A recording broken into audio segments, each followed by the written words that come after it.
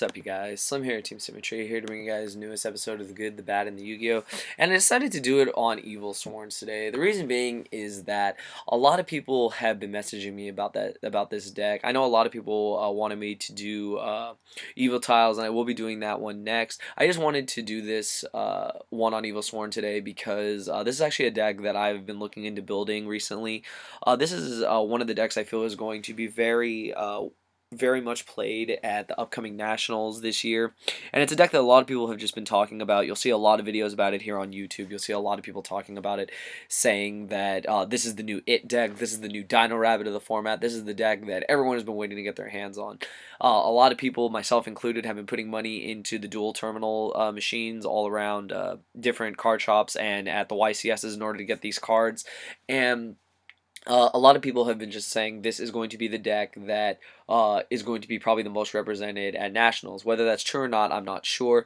I just thought that I would talk about this deck because I actually personally really like this deck. I have a couple friends at school that have actually built this deck, and they actually inspired me to build the deck because I really do like it. This is just a general template.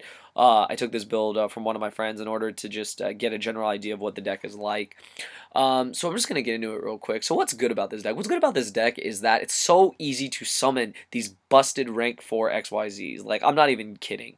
You have Evilswarm Caster, which is basically a marauding captain. So basically, you summon it, you're allowed another normal summon. You can summon either Evilswarm Thunderbird, Evilswarm Heliotrope, Evilswarm Mandragora, whatever their names are, and you're able to instantly go into one of these rank 4 XYZs.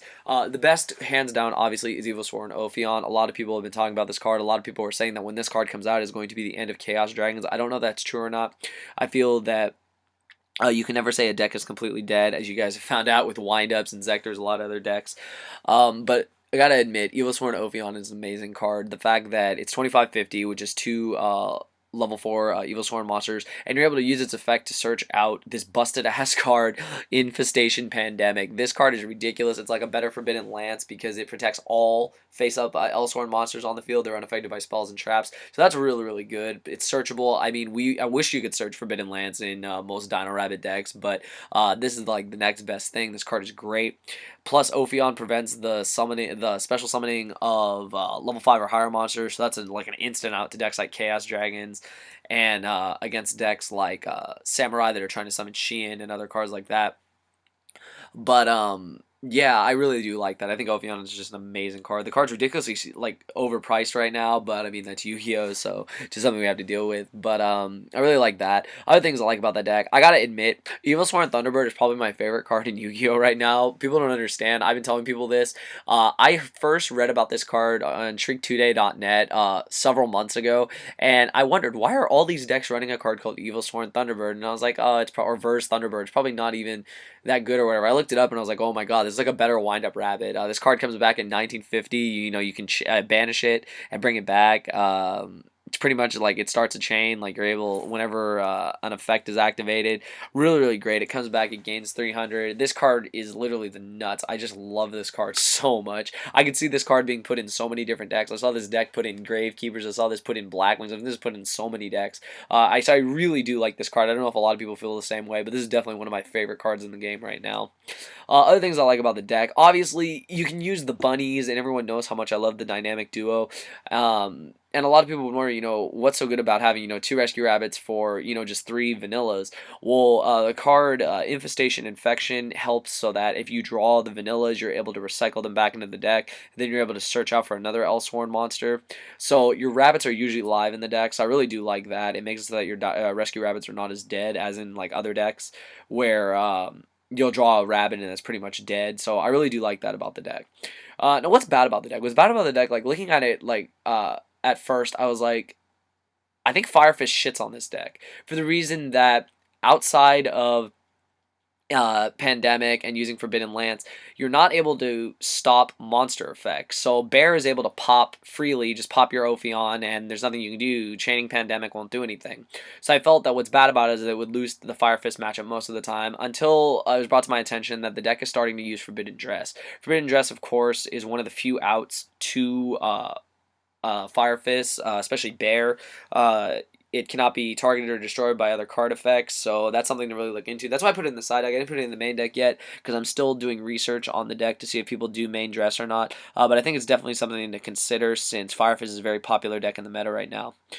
Other things I'd say that are bad about the deck. I mean, it seems that the deck doesn't have that many flaws right now for the fact that having Forbidden Lance in the main deck, Forbidden Dress in the main deck, and Pandemic in the main deck, you're pretty much safe from like all spells and traps, to be honest. Like that's pretty much ridiculous. And if you do run Dress, you're safe from monster effects. So I feel that the deck is very, very strong. And I feel like the Yu-Gi-Oh part about this deck is that, I mean, damn it, you're able to summon Rescue Rabbit, go into 2 Heliotropes, which are bigger than Thunder King. Like, Heliotrope is 50 points stronger than Thunder King. I know a lot of people are like, it's only 50 points, but that 50 points matters. Trust me, it does. And being able to get past Thunder King without wasting a Forbidden Lance or wasting another card is something that Dino Rabbit could never do. You'd have to suicide with Sabersaurus, which kind of sucks because you'd have to go 1-for-1 instead of being able to get over the monster. So I feel that the fact that Heliotrope is 1950 is just busted and super just like fantastic. So that's something I really look forward to in using the card. And of course, I said how much I love Evilswarm Thunderbird.